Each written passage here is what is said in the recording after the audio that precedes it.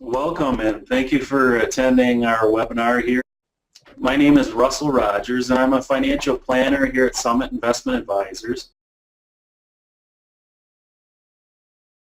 I'd like to go ahead and get right into Social Security. So here it is, Bipartisan Budget Act of 2015, and so we're going to talk about two major changes.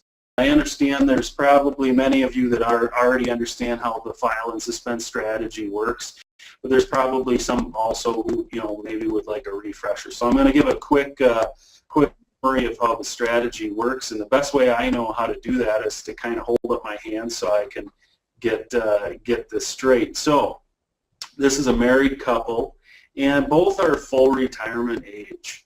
And so age 66, full retirement age, and so one spouse files and then immediately suspends benefits. Now what that does is it updates the filing status with the Social Security office.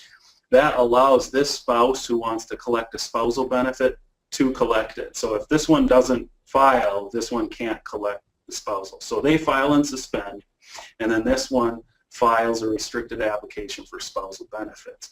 Now this spouse is collecting one half of this spouse's full retirement age benefit amount.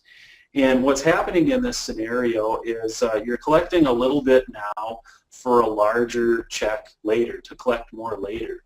And so both of these spouses here, their own benefit is actually being delayed. They're collecting the delayed retirement credits. It's growing by 8% between ages 66 and 70. And actually they're receiving the cost of living adjustments as well. So the change, what is the change to that? We're going to key in on this date, April 30th, 1950. So if you were born 1950, April 30th or prior, and you file and suspend prior to the end of the month here, you can still go ahead and take advantage of that strategy. But after that deadline passes, then that's no longer available. And here's how it will work.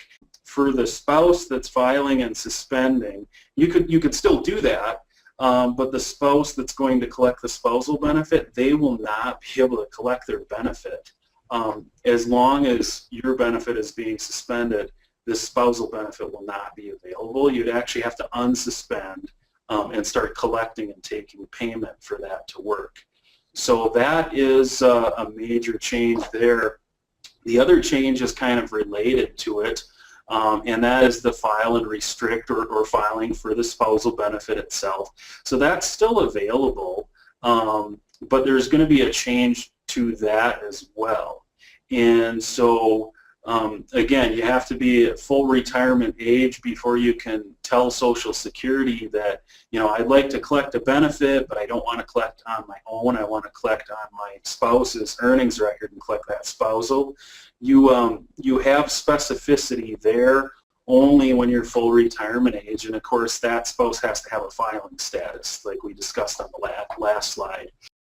We'll see another key date here, and that's January 2nd, 1954. If your birth date is January 2nd, 1954 and later, you will no longer have that option. Even when you become, hit full retirement age, you won't be able to tell Social Security, I'd like to just collect my spousal benefit. That's just off the table. And so here's how that would work. You can file, but you'll receive any benefit that you're eligible for.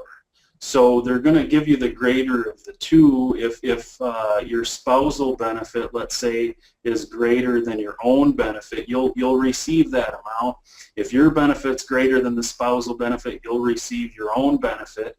But in the case where you're collecting the spousal, your benefit will not earn the delayed retirement credit. So once 2020 hits and the last of the group that was able to do this moves through, they've all reached full retirement age, then at that point, planning for Social Security is going to be kind of one-dimensional, and it's only going to be a question of, well, when do I take my benefit? Because there isn't going to be any switching back and forth.